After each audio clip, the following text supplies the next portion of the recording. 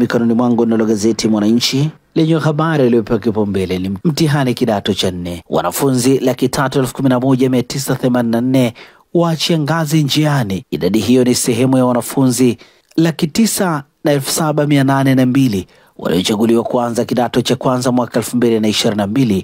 Wadau wa elimu wafunguka wakitaka utafiti. Habari katika ukurasa wa 6 wa gazeti hili.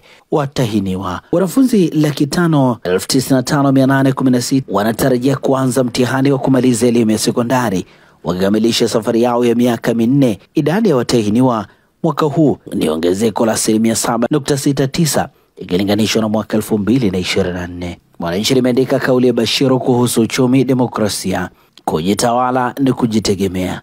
Msingi mkubwa wa demokrasia ni uhuru, na uhuru ni uwezo wa kuendesha mambo yako bila kuombaomba au kusaidiwa na watu ambao misaada yao inaweza kuambatana na masharti. Dr. Bashiru. Undani wa taarifa hii katika ukurasa wa 2. Mwelekeo wa wadau kukomesha uzuiaji wa maiti. Habari katika ukurasa wa 4.